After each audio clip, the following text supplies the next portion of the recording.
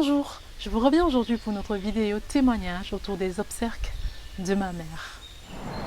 Si on m'avait dit un jour que je rendrais grâce à Dieu de m'avoir permis d'organiser les obsèques de ma mère tout en paix, je ne vous aurais pas tout simplement cru. Et pourtant, aujourd'hui, je dis merci au Seigneur pour cela.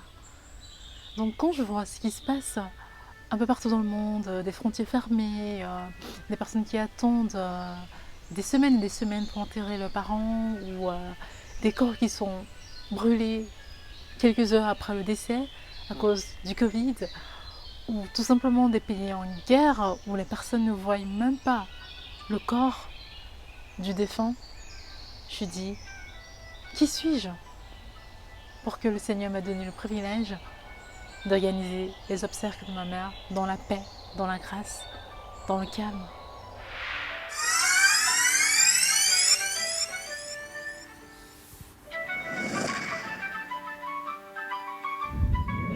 Je suivais un reportage où on disait en Algérie, en fait, il y avait des personnes qui rentraient dans le pays de façon clandestine, en fait, afin de se recueillir sous la tombe d'un proche.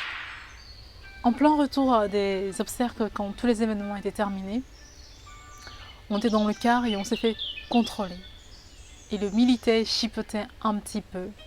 Et l'une de mes sœurs, très énervée, a lancé « On revient enterrer notre mère. Laissez-nous en paix. » Et le soldat s'est tourné et a dit « Pardon, excusez-moi, vous, au moins, vous avez pu enterrer votre mère. » Et je vous assure qu'à ce moment-là, c'est là que tu réalises en fait que, bah oui, en fait, c'est une grâce d'avoir pu enterrer sa maman. Parce que dans d'autres circonstances, on n'aurait pas pu le faire. Et ce soldat, en fait, il venait de la partie du pays où il y avait la guerre. Et donc il expliquait qu'il n'a même pas su, en fait, voir le corps de sa mère ni organiser un deuil. Et il était tout triste quand il le disait. Et je me disais, mais moi qui suis-je en fait? Qu'ai-je fait à l'Éternel pour trouver grâce à ses yeux, pour que tout se passe pour ma mère de façon si calme, de façon si paisible? Et donc pour cela, je dis merci Seigneur. J'ai choisi de ne plus baisser la tête, j'ai choisi de ne plus pleurer, mais j'ai choisi de voir les bonnes choses, les bénédictions, les grâces.